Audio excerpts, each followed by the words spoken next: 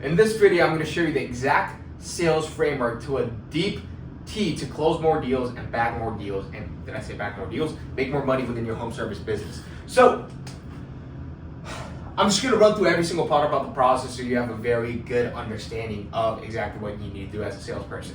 Now, the biggest flipping point for me as a salesperson was that to get rid of my commission breath. I became so detached from the sale that sometimes I didn't even want it.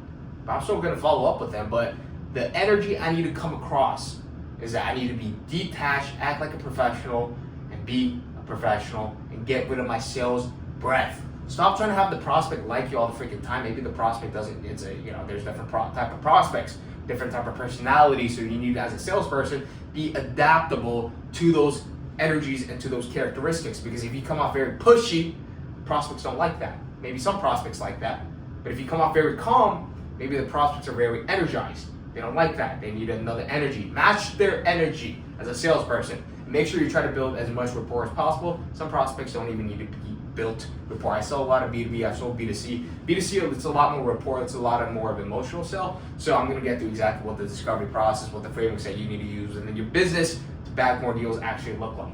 So the first process is discovery. This is where you're asking all sorts of different questions.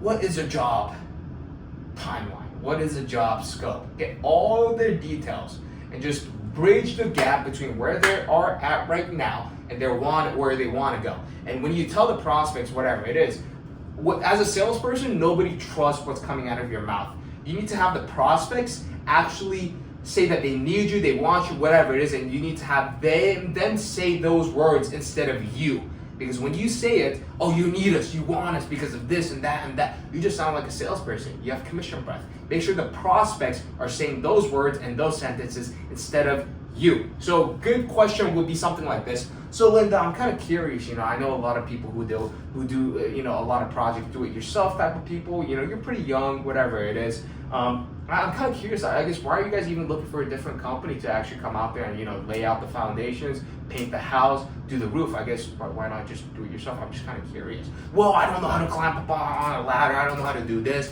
I don't know how to do that, whatever it is. They start telling you, I don't know how to do this, and they start talking yourself within the sale. I need people like you, oh, I just don't have time, I want to do it, but, I just got the funds for it, whatever it is. They start selling themselves to you. That's what the sales conversation needs to be like. So you got to be able to ask the right questions. Hey, Linda, what are you guys looking for in a company to actually get you XYZ outcome? Whatever it is. If it's to paint the house, if it's to, lay out the foundations, whatever it is. Okay, have you guys ever worked with a different contractor in the past? No, we haven't. Oh, yes, we have. We work with a contractor. They actually were very non-communicative, whatever it is. Okay, Linda, it seems like you prioritize communication. I absolutely love communication. I want to know exactly what's going out through the job site, did it, whatever it is. Get ammunition within the discovery process. And this is where you can actually make yourself the authority figure instead of a salesperson within a sales conversation. So you're telling about the process, educating the prospect of exactly what your guys' process is different, why it works, or whatever it is, why you should trust us to do this job, and basically that's the sales conversation you need to have. A lot of people just do the educating, they just talk a lot. It's cool and all, but you got to be able to ask the right questions at the right time to get the sale across. So you run through the discovery, you qualify the prospect, you make sure they're not shitters, they're not tire kickers, they're not price kickers, whatever it is. You go to the pitch. Now make sure you're booking an in-person estimate. If you're doing deals over, $3,000 to $4,000, an in-person estimate. Booking an in-person estimate, and then you do a walk around, run through the same process, go a little bit more in depth. Hey, Linda, I'm kind of curious. I ask all my customers, what's your story? Why are you guys doing the project? If it's more like a, need project, you don't need to really ask that. They're already going to tell you. If it's more of a want-based project, like renovation, whatever it is, renovation, adding a pool, adding a deck, adding a fence, if it's not a need, ask them the story of, hey, why are you guys looking to do this? I'm kind of curious about, whatever. Build a rapport onto the actual day of the estimates. If it's more of a need, you just, hey, why do you guys need this? Just be straight up front, blunt with it. Sometimes if you're going out there to fix an HVAC, it's a need. So, you got to sell yourself on whatever the prospects are looking for the right company to do actually the project. It's more like a trust sale. You got to be able to build trust. There's just different type of things. It's not one thing fit for all. There's different type of frameworks and whatnot. But the pitch. So whatever the prospect told you within the discovery process and actually on the day of the estimates, You pitch your prices, you pitch your service exactly tailored to them. So let's say Linda told you, I'm looking for a company who could actually do the project on time, actually communicative and whatnot. I've dealt with a lot of contractors in the past who burn me, whatever it is. Okay, Linda, this is exactly what our process looks like.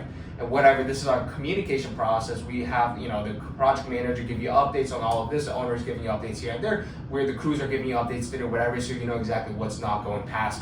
You guys aren't getting left in the dark, whatever. It's like, well, this is gonna light up. She's gonna love that because you're so communicative. You're so transparent, and she's gonna be like, oh my god, I need this because you guys are this and that, whatever it is. Make sure you customize your pitch to exactly what the prospect's pain and wants are.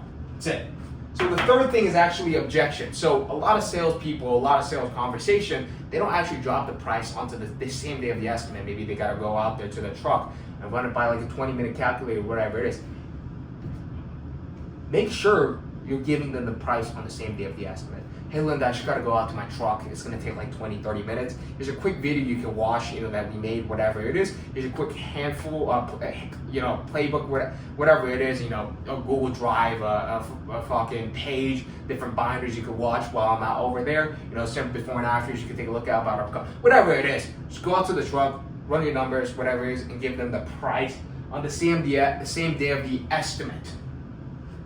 Now, what happens a lot of the times is if you give the price, you're going to get hit with a lot of objections. Now, a way to not get hit with objections is to do a lot of tie-downs, but this is more advanced sales skills. But if you're just starting out, if you're just looking to level up as soon as possible, just pre-handle any objections. Oh, I got to think about it. Okay, not a problem. I guess I'm just kind of curious. So what do you guys wanting to think about? Well, it's just the numbers. It's a little bit too pricey to do it. Okay, cool. I mean, if we can get the numbers to make sense for you, would it be crazy to move forward today? Oh, no, not really. I guess, I like your process, whatever it is. Okay, awesome. I guess, what's your guys' kind of budget? Did it, whatever it is. Start gauging, start doing the negotiating. Make sure you price your services accordingly to give them a little bit of discount if they need it to get the deal across, to make sure the prospect feels like they're getting an absolute deal of their lifetime. So pre-handle any objections. I got to think about it as not an objection, it's a smokescreen. Usually people, don't move forward because of value, price, or they just don't think they need you or anything like that. So make sure you're pre-handling any objection on the day of the estimates. Some deals will get lost in the follow-up. A lot of salespeople don't actually follow up with their leads